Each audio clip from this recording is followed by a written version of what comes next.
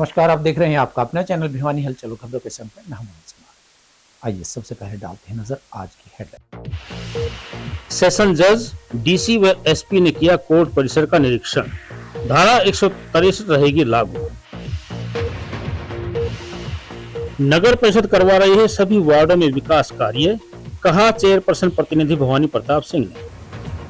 10वीं 12वीं के विद्यार्थी बोर्ड की परीक्षा देने के 15 दिन के बाद फिर से दे सकेंगे परीक्षाएं, कहा बोर्ड चेयरमैन डॉक्टर पवन कुमार ने।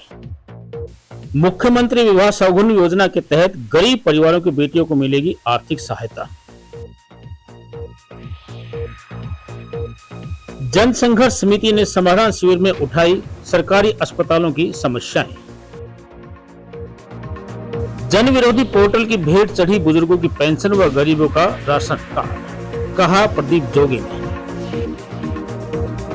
लिटिल वंडर कार्निवल में लिटिल हार्टियंस ने मचाया धमाल। और अब खबरें विस्तार से। भिवानी कोर्ट में गैंगवार घटना के बाद अब सुरक्षा व्यवस्था पूरी तरह से सख्त कर दी गई है। सेशन जज डी.आर. चालिया, डिप्टी कमिश्नर साहिल गुप्ता और एसपी सुमित कुमार ने कोर्ट परिसर का निरीक्षण कर हालातों का जायजा लिया। सुरक्षा के मद्देनजर न्यायालय और लघु सचिवालय के 100 मीटर के दायरे में धारा 163 लागू कर दी गई है। इस क्षेत्र में हथियारों पर पूरी तरह से पाबंदी रहेगी और 5 या अधिक लोगों के एकत्र होने पर रोक लगा दी गई है। कोर्ट परिसर की 4 दीवारी ऊंची की जा रही है और पुलिस द्वारा सघन नाकाबंदी व चेकिंग की जा रही है। अधिकारियों का कहना है कि अदालत में आने वाले हर व्यक्ति की सुरक्षा उनकी सर्वोच्च प्राथमिकता रहेगी। भिवानी के उपायुक्त साहिल गुप्ता ने बताया कि कोर्ट परिसर की 4 दीवारी को ऊंचा किया जा रहा है। लघु सचिवालय में हाल ही में हुई गोलीबारी की घटनाओं में न्यायिक अधिकारियों, अधिवक्ताओं व अदालत के कर्मचारियों, पुलिस कर्मियों और आम जनता की सुरक्षा को लेकर कोर्ट परिसर और लघु सचिवालय परिसर के 100 मीटर के दायरे में धारा 163 लागू रहेगी। उन्होंने अपने आदेशों में कहा कि भिवानी स्थित न्यायालय परिसर एक संवेदनशील सार्वजनिक संस्थान है, जहां प्रतिदिन बड़ी संख्या में लोग इकट्ठा होते हैं और शांति या सुरक्षा में किसी भी प्रकार की गड़बड़ी सार्वजनिक व्यवस्था और न्याय के सुचारू प्रशासन के लिए गंभीर खतरा पैदा करती है। यहाँ सरकारी रिकॉर्ड में पर्याप्त जानकारी और सामग्री मौजूद है, जो भिवानी स्थित न्यायालय परिसर और उसके आसपास शांति भंग होने, मानव जीवन और सुरक्षा को खतरा होने और सार्वजनिक शांति भंग होने की संभावना को दर्शाती है। इस क्षेत्र में सार्वजनिक व्यवस्था बनाए रखने और सुरक्षा सुनिश्चित करने के लिए तुरंत प्रभाव से इनके कदम उठाए गए हैं। न्यायालय कार्य से संबंधित उद्देश्य में संदिग्ध गतिविधियों पर प्रतिबंध होगा। कोई भी ऐसा कार्य जिससे भय, दहशत या सार्वजनिक सुरक्षा को खतरा हो सकता है, जिसमें हथियारों का प्रदर्शन या संदिग्ध रूप से इधर उधर घूमना भी शामिल है, ये पूर्णतः वर्जित रहेगा। सर्वप्रथम तो एसपी साहब भिवानी को बहुत बहुत धन्यवाद देता हूँ। आज एसपी साहब ने कोर्ट परिसर के चारों तरफ जो ये परिसर है 25 एकड़ में फैला हुआ है, इसके चप्पे चप्पे पर कड़ी सुरक्षा के प्रबंध किए हैं। देखिए, कोर्ट परिसर का जो गेट है ये 2 नंबर गेट, इस पे इसके पास नाका भी लगा दिया है। जो कोर्ट परिसर में जो भी वकील साथी हैं या अन्य जो व्यक्ति हैं जो कोर्ट काम से आए हैं, उनकी सबकी संगन जांच के बाद ही उनको प्रवेश दिया जा रहा है। सर, एक देखो, जिस तरफ सेंसर का वो गेट लगाया गया है, दूसरी तरफ वो छोड़ा गया, वो एक व्यवस्था है, वो आज ही ये चालू हुआ है, तो उसमें सुधार हो जाएगा। क्योंकि जो पार्किंग जो गेट है वो पार्किंग की साइड है, अगर उसको बिल्कुल क्लोज कर दिया जाएगा तो वकील साथियों की जो गाड़ियां हैं उसकी एंट्री नहीं हो पाएगी। लेकिन आज ये पहला दिन है, सुरक्षा के मद्देनजर वो व्यवस्था बहुत ही सुदृढ़ है। लेकिन अगर हम ये कह रहे हैं आप वहां से साथी आ रहे हैं, ऐसा कुछ नहीं है। पुलिस 6-7 जवान तैनात है, उसके बाद गाड़ियों की जो एंट्री हो रही है इसीलिए अंदर वो जा पा रहे हैं, अन्यथा सुरक्षा के चाक चौबंद पर मेरी नजर में सब गेट बंद कर दिए गए हैं। जो छोटे छोटे खोले हुए थे, टाइपिस्ट की साइड से जो गेट थे वो भी बंद कर दिए। वकील की ये जो चैम्बर है सी ब्लॉक, इसके सामने 3 छोटे छोटे गेट थे, प्रशासन के द्वारा और बार की सहमति से वो गेट भी बंद कर दिए गए हैं। तो जो शुक्रवार को न्यायमूर्ति श्री संदीप मुदगिल जी का यहाँ निरीक्षण था कोर्ट परिसर का, और सुरक्षा के मद्देनजर पूरे जिले के पुलिस के अधिकारियों की सेशन जज के माध्यम से और बार के माध्यम से उन्होंने एक ज्वाइंट मीटिंग ली थी, जिसके बाद जो एसपी भिवानी ने उनको बताया था कि आज शाम से ही चाक चौबंद व्यवस्था कर दी जाएगी, उसके बाद से ही कोर्ट परिसर की चाक चौबंद सुरक्षा के प्रबंध एसपी महोदय ने कर दिए हैं। उसके लिए एसपी महोदय श्रीमान सुमित कुमार जी का मैं बार का प्रधान होने के नाते बहुत बहुत धन्यवाद करता हूँ। सर ये कब तक रहेगा? वो समयबद्ध है, उसके बाद उसका समय समय पर रिव्यू होगा। अगर हटाने की व्यवस्था होगी तो उपायुक्त महोदय उसको हटा देंगे, अगर आगे बढ़ाने की व्यवस्था होगी तो आगे बढ़ा दी। पीछे इंसिडेंट हुआ लास्ट वीक, जो फायरिंग का इंसिडेंट था भिवानी कोर्ट कॉम्प्लेक्स में, उसको देखते हुए ये जो भिवानी कोर्ट कॉम्प्लेक्स के 100 मीटर के अंतर्गत अगले 60 दिनों के लिए धारा 163 में लगाई गई है और कोई भी प्रोहिबिशन ऑन आर्म्स और जो एंट्री है वो भी, उसके लिए भी हम प्रबंध कर रहे हैं कि उसकी भी पूर्णतः चेकिंग हो और कोई भी इस प्रकार के जो है असामाजिक तत्व हैं वो ना घुस पाए। इन सब के लिए जो पूरा इसका सिक्योरिटी एनालिसिस करा के जो इसके साथ द्वारा किया गया है, उसको देखते हुए जो भी रिक्वायरमेंट्स है, चाहे वो ऊंचा उठाना हो दीवार का या जो भी एंट्री या एग्जिट पॉइंट प्लग्स करने हो, उन सभी पर प्रक्रिया जारी है और उन सबको हम पूरा करेंगे। सभी की सुरक्षा का मामला है क्योंकि जो हमारी जुडिशियल ऑफिसर्स हैं, लिटिगेंट्स हैं, जो बार है, सभी की सुरक्षा को देखते हुए ये किया गया है। और जो भी आगे इसमें, जैसा आपने भी पहले बताया कि दीवार को ऊंचा करना या 163 लगाना या जो और भी हम इसमें मेजर्स ले सकते हैं, सभी मेजर्स ले रहे हैं। शहर में विकास कार्यों को लेकर नगर परिषद लगातार सक्रिय नजर आ रही है। चेयरमैन प्रतिनिधि भवानी प्रताप सिंह ने बताया कि कच्ची और क्षतिग्रस्त गलियों की पहचान कर उनका निर्माण करवाया जा रहा है। करीबन 1 दर्जन गलियों और अन्य कार्यों पर 4 करोड़ रुपए खर्च किए जाएंगे। इन कार्यों के टेंडर 12 फरवरी को खोले जाएंगे, जिसके बाद निर्माण कार्य शुरू हो जाएगा। उन्होंने बताया कि सभी वार्ड्स में गली, सड़क, पार्क और सौंदर्यीकरण के प्रोजेक्ट पूरे किए जाएंगे। नई गलियों से आवागमन आसान होगा और गंदगी व जल भराव की समस्या से राहत भी मिलेगी। उन्होंने कहा कि शहर को साफ सुथरा और सुविधाजनक बनाना ही उनकी प्राथमिकता है। नगर परिषद के चेयरपर्सन प्रतिनिधि भवानी प्रताप सिंह ने बताया कि शहर में जरूरी गलियों के निर्माण के बाद राहगीरों का रास्ता सुगम हो जाएगा, क्योंकि अधिकतर गलियां क्षतिग्रस्त हैं तथा कुछ कच्ची गलियां भी हैं। इसमें स्थानीय नागरिकों व राहगीरों को परेशानी हो रही है।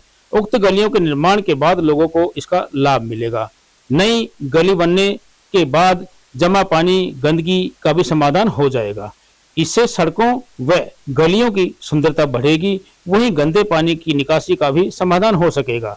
मौजूदा समय में उक्त गलियों में गड्ढे बने हुए हैं तथा जगह जगह गंदगी जमा रहती है। राहगीरों को परेशानी हो रही है। नगर परिषद के समाधान शिविर में लोग चेयरपर्सन प्रतिनिधि भवानी प्रताप के सामने गलियों के निर्माण की मांग कर चुके हैं। इसके अलावा नगर परिषद के द्वारा सभी वार्ड पार्षदों की मांग के अनुसार गलियों को पक्का किया जा रहा है।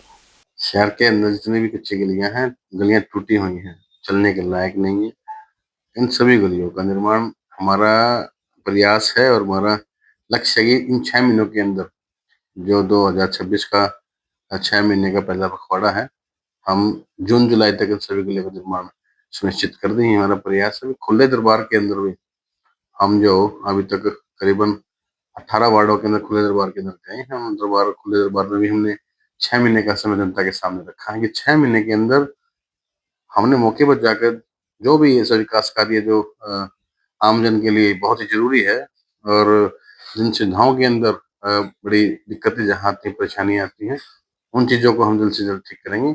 और इसके साथ साथ में हम जो शहर के विकास कार्य हैं, विकास कार्य के साथ साथ स्वच्छता और सुंदरता एक इस महत्वपूर्ण विषय को भी हम छू रहे हैं।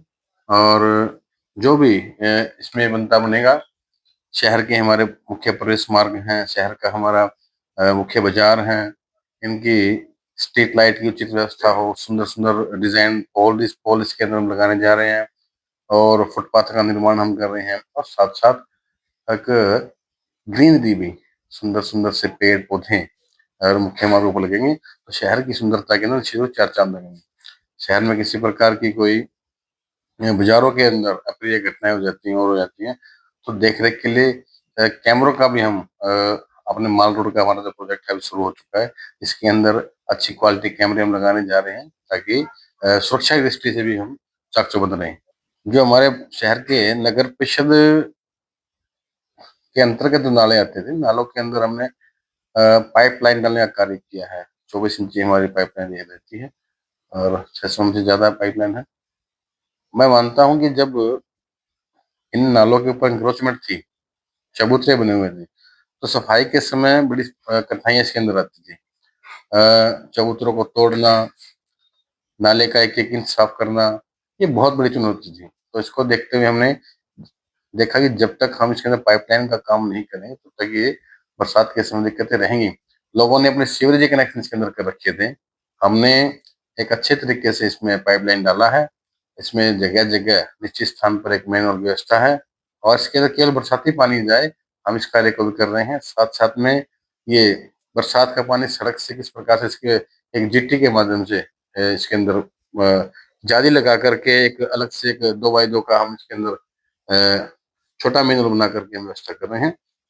हरियाणा विद्यालय शिक्षा बोर्ड ने विद्यार्थियों के हित में एक नई पहल शुरू की है। अब 10वीं और 12वीं के छात्र अपने खराब हुए पेपर को जल्द ही दोबारा दे सकेंगे।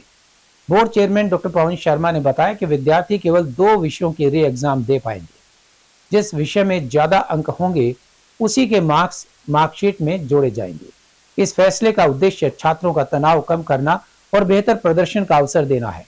वहीं उन्होंने बताया कि इस साल करीबन 5,21,000 परीक्षार्थी बोर्ड परीक्षा में शामिल होंगे। उन्होंने बताया कि प्रधानमंत्री नरेंद्र मोदी और मुख्यमंत्री नायब सैनी ने भी परीक्षा को उत्सव की तरह लेने की अपील की है।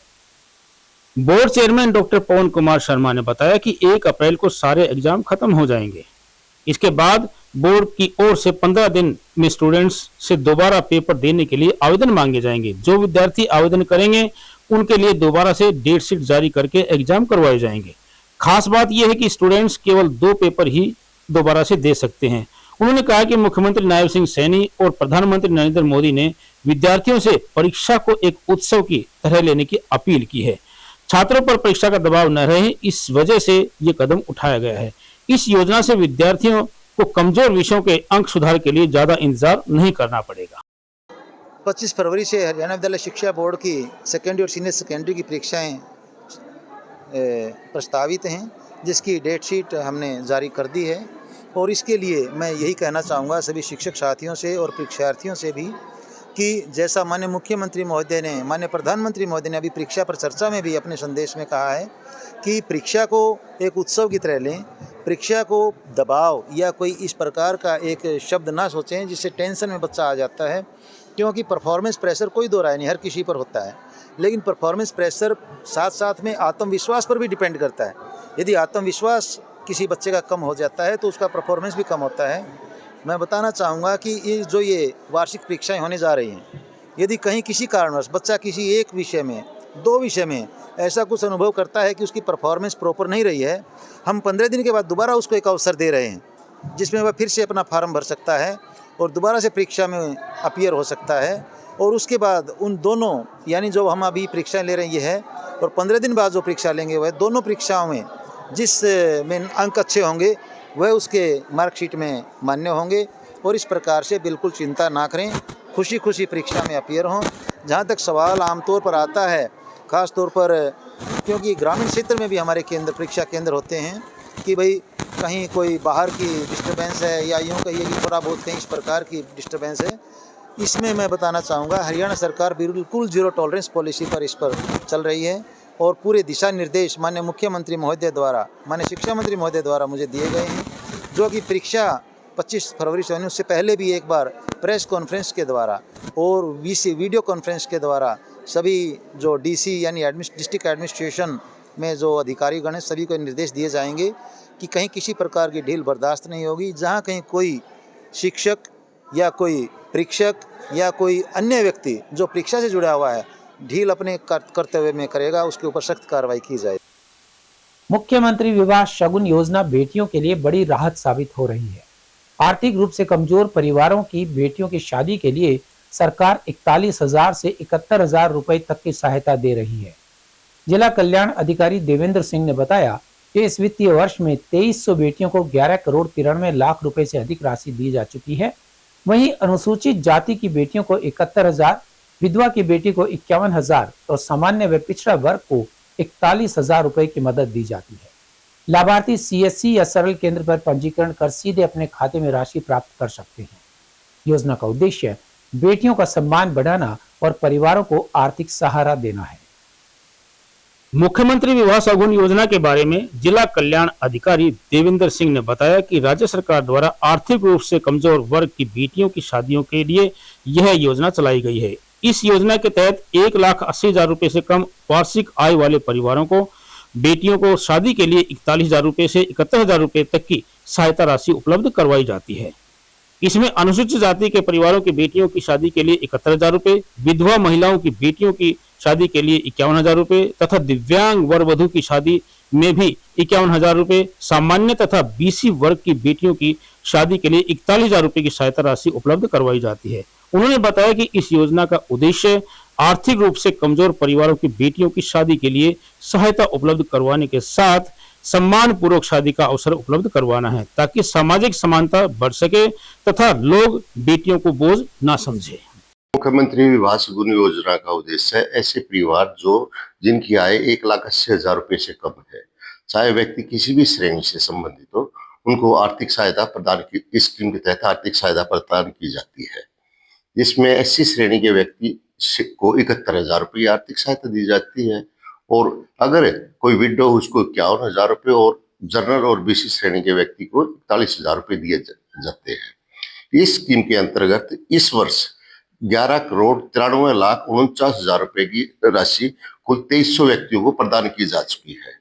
इस स्कीम का प्रदान करने का मुख्य उद्देश्य एक गरीब व्यक्ति को आर्थिक सहायता देना है, ताकि वो अपनी बेटी का विवाह सम्मान पूर्वक कर सके और ताकि उसे कई बार क्या होता है, गरीब व्यक्ति के पास पैसे की बहुत तंगी हो जाती है, कई बार उधार भी पैसे लेने पड़ते हैं तो या फिर अपने पैसा कम भी पड़ जाता कई बार, तो उन सब को ध्यान में रखते हुए उसके एक गरीब व्यक्ति की सहायता के तौर पे ये राशि दी जाती है।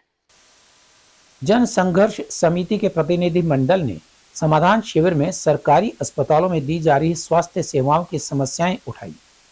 उन्होंने किशनलाल जालान अस्पताल, नागरिक अस्पताल और मेडिकल कॉलेज की अव्यवस्थाओं को लेकर प्रशासन को ज्ञापन भी सौंपा। समिति ने लेजर मशीन, लिफ्ट्स, ओपीडी और चिकित्सकों की कमी जैसे मुद्दे प्रमुखता से लिए। संयोजक कॉमरेड ओम प्रकाश ने कहा कि रोजाना हजारों की संख्या में मरीज इलाज के लिए आते हैं, लेकिन सुविधाएं पर्याप्त नहीं हैं। जहां एक और प्रशासनिक अधिकारियों ने समस्याओं के शीघ्र समाधान का आश्वासन दिया है, वहीं समिति ने चेतावनी दी कि समाधान न होने पर आंदोलन किया जाएगा और राष्ट्रीय हड़ताल में यह मुद्दा उठाया जाएगा। जनसंघर्ष समिति के नेता कॉमरेड ओम प्रकाश ने कहा कि अस्पतालों और मेडिकल कॉलेज में प्रतिदिन 1,500 से 2,000 मरीज आते हैं और सरकार द्वारा करोड़ों रुपए लगाकर मरीजों को मूलभूत सुविधाएं उपलब्ध नहीं करवाई जा रही है। उन्होंने कहा कि राज्य सरकार सार्वजनिक स्वास्थ्य सेवाओं की उपेक्षा कर रही है, इसलिए सार्वजनिक सेवा के प्रति जनता का विश्वास उठ रहा है। समाधान शिविर अधिकारियों ने तत्परता से उपरोक्त समस्याओं के समाधान का आश्वासन दिया है। कॉमरेड ने कहा कि जनता को न्याय नहीं मिला तो उन्हें बड़ा प्रदर्शन करने पर मजबूर होना पड़ेगा और 12 फरवरी की राष्ट्रीय हड़ताल में भी वे इन अस्पतालों की दयनीय स्थिति को उठाएंगे। कार्रवाई नहीं होती तो हम 2-3-4 दिन के बाद एक बहुत बड़ा प्रदर्शन करेंगे और लोगों की ये जो समस्या है वास्तविक, इसका समाधान हो। सरकार इसकी तरफ ध्यान नहीं दे रही है बिल्कुल भी। सार्वजनिक स्वास्थ्य सेवाओं पे, अपनी नागरिक सुविधाओं पे, चाहे वह शुद्ध पीने का पानी है, सीवरेज व्यवस्था ठीक करने की बात है, इन चीजों पर सरकार ध्यान नहीं दे रही, जो कि नागरिकों को बहुत बड़ा खामियाजा भुगतना पड़ रहा है। तो इन पर ध्यान दे, अन्यथा हम प्रजातांत्रिक तरीके से सरकार पर दबाव बनाने के लिए हॉस्पिटल के सामने बहुत बड़ा प्रदर्शन हम करेंगे। भिवानी का एक डेपुटेशन समस्या समाधान शिविर में गया था और हमने जो सरकारी अस्पताल है जालान हॉस्पिटल आँखों का, उसका और चौधरी बंसीलाल नागरिक अस्पताल के जो समस्याएं हैं, वो सारे मुद्दे आज हमने अधिकारियों के सामने उठाए। सबसे पहले तो हमने ये कहा कि भाई वहाँ जो छेद मोतिया ऑपरेशन के बाद जो COP हो जाता है, जाड़ा आ जाता है मरीज के आंखों के सामने, उसको साफ करने की जो मशीन है, याग लेजर मशीन, वो पिछले 1.5 साल से खराब है। हमने प्रदर्शन करके स्थानीय जो अस्पताल का प्रशासन था उसके माध्यम से हमने माननीय स्वास्थ्य मंत्री के पास भी लेटर भिजवाया है और आज दरबार में भी उठाया कि बहुत परेशानी होती है, लोगों को रोहतक भेजना पड़ता है। यहाँ मेडिकल कॉलेज होने के बाद भी उन मरीजों को रोहतक भेजना पड़ता है। बड़ी उम्र होते हुए उनको बड़ी भारी दिक्कत होती है। एक तो ये मुद्दा हमने उठाया। दूसरा मुद्दा हमने उठाया कि सरकार ने 77 लाख रुपए जो हमारी 4 लिफ्टें खराब हैं उनके लिए दिए हैं। एक बार वो पुरानी लिफ्टें हटाई हैं, लेकिन अभी तक नई लिफ्टें चालू नहीं हुई हैं। उनको तुरंत चालू करवाई जाए। वहाँ जो मरीज ऊपर वार्डों में भर्ती होते हैं और उनके तीमारदार हैं, बड़ी भारी दिक्कत होती है लोगों को। तीसरा मुद्दा हमारा है कि अभी जो चौधरी बंसीलाल नागरिक अस्पताल की बिल्डिंग तैयार होगी है, वो रिपेयर वगैरह करवाया, काफी पैसा सरकार ने लगाया है। उसमें ओपीडी हमारे सीएमओ साहब ने भी लिखा है कि वो पुरानी तरीके से ओपीडी वहां शुरू की जाए। और चौथा मुद्दा हमारा है कि अल्ट्रासाउंड का एक ही डॉक्टर है। अगर वो छुट्टी चला जाता है, कोई एक्जिजेंसी हो जाती है, तो वहां कोई डॉक्टर अल्ट्रासाउंड का नहीं है। हमारा मेडिकल कॉलेज है, 400 करोड़ रुपए खर्च किए हैं, लेकिन अल्ट्रासाउंड के कम से कम 3 डॉक्टर हों तो लोगों को परेशानी नहीं होगी। लोग जो है बाहर प्राइवेट अस्पतालों में 800-1000 रुपए लगा करके अल्ट्रासाउंड करवाते हैं और एक महीने 1.5 महीने की डेट दी जाती है। तो तुरंत 3 अल्ट्रासाउंड की व्यवस्था की जाए, 3 डॉक्टरों की व्यवस्था की जाए। 5वीं हमने मांग की है कि अभी भी मेडिकल कॉलेज खुलने के बाद भी अभी भी गंभीर मरीजों को रोहतक रेफर किया जाता है, क्योंकि विशिष्ट डॉक्टरों की सेवाएं यहाँ उपलब्ध नहीं है। भिवानी में कांग्रेस कार्यकर्ताओं ने भाजपा सरकार पर बुजुर्गों और गरीबों के हित की अनदेखी का आरोप लगाया है। शहरी जिला अध्यक्ष प्रदीप जोगी ने कहा कि फैमिली आईडी के नाम पर लाखों लोगों की पेंशन और राशन कार्ड काटे जा रहे हैं। उनका आरोप है कि आय के गलत आंकड़े दिखाकर पात्र बुजुर्गों को योजनाओं से बाहर किया जा रहा है। जोगी ने बताया कि प्रदेश में लाखों राशन कार्ड और हजारों पेंशन बंद कर दी गई हैं, जिससे गरीबों को भारी परेशानी हो रही है। उन्होंने इसे सरकार की जन विरोधी नीति बताते हुए तत्काल बहाली की मांग की है।